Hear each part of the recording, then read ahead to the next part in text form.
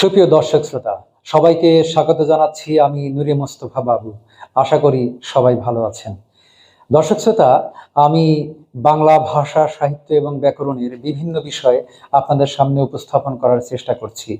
লক্ষ্য করুন, প্রায়শই আমি নানা সমস্যা আপনাদের সামনে তুলে ধরছি। এই সমস্যাগুলো তুলে ধরার কারণ আমি নিজেও জানতে চাই, এবং যারা এই ভিডিও দেখবেন, শুনবেন, যারা আরও পণ্ডিতজন আছেন, তারা হয়তো আরো সুন্দর ব্যাখ্যা বা মতামত দিতে পারবেন, যাতে করে আমরা সবাই এখান থেকে জানতে পারি এবং সমৃদ্ধ হতে পারি। আজ সবচেয়ে গুরুত্বপূর্ণ একটি প্রশ্ন আপনাদের সামনে নিয়ে উপস্থিত হলাম। এ বিষয়ে আপনাদের মতামত জানাবেন এবং আমিও আমার মতামত জানাতে চেষ্টা করব। সেটি হচ্ছে, আমরা বাংলাদেশি, বাংলা আমাদের মাতৃভাষা, আমরা এই ভাষায় কথা বলি, এ ভাষাকে ভালোবাসি এবং এর ভালোবাসার প্রমাণ আমরা বিভিন্নভাবে দিয়েছি। লক্ষ্য করুন এবার, বাংলা এবং বাংলা, এই যে দুটো বানান এখানে লেখা আছে, এখন কোন বাংলা আসলে আমাদের বাংলা? কোন বানানটি অধিকতর শুদ্ধ? এখানে আছে বয়াকার অনুস্বার লয়কারেলা, এইখানে আছে ব আকার উয়া লয়কারেলা, বাংলা। তাহলে কোনটাকে আমরা এখন শুদ্ধ বানান ধরবো বা অধিকতর শুদ্ধ বানান ধরবো? অনুস্বার আর উঁ, এটার আসলে কোনটি হবে? এই প্রশ্নটি আজ আমরা ব্যাখ্যা করতে চাই। লক্ষ্য করুন, সাধারণত অনুস্বার ব্যবহারের যে নিয়মগুলো রয়েছে তার মধ্যে একটি হলো, এমন কিছু শব্দ আছে যে শব্দগুলো তৈরি থেকেই বানানেই অনুস্বার ব্যবহৃত হয়, যেমন গান, রং, এগুলোতে অনুস্বার রয়েছে। আবার অনুস্বার শব্দে ব্যবহারেরও কিছু নিয়ম আছে।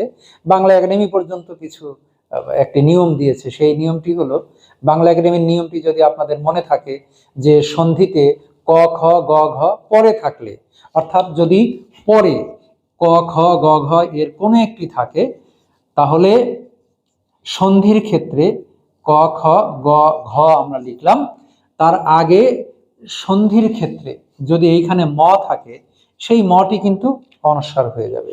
অর্থাৎ সন্ধির ক্ষেত্রে আগে ম থাকলে এবং তারপরে ক খ গ ঘ এর কোনো একটি থাকলে সেটি কিন্তু অনুস্বার হয়ে যাবে।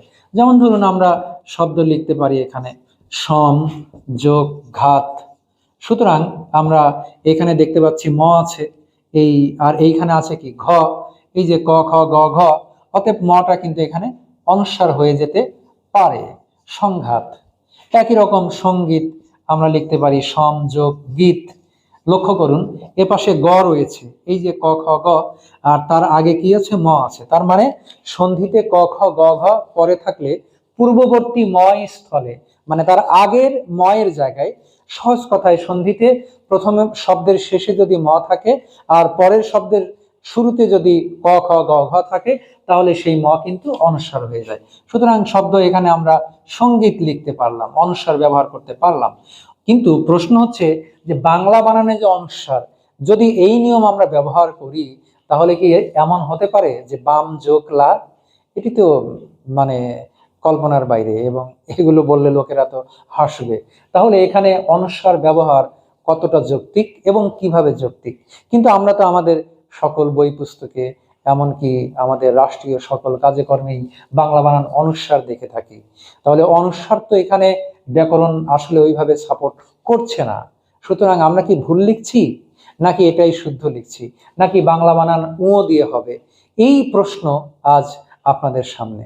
আপনারা যারা আমাকে দেখেন এবং শোনেন, তাদের প্রতি আমার অনুরোধ, দয়া করে আপনারা বিষয়টি জানতে চেষ্টা করবেন এবং আমাদের জানাতে চেষ্টা করবেন। আগামী আলোচনায় আমরা এই বাংলা এবং বাংলা, কোন বাংলা আমরা লিখব, কখন লিখব, কেন লিখব, তার সমাধান আপনাদের জন্য উপস্থাপন করব। ততক্ষণ পর্যন্ত ভালো থাকবেন, বাংলা ভাষা সাহিত্যের সঙ্গেই থাকবেন। ধন্যবাদ সবাই।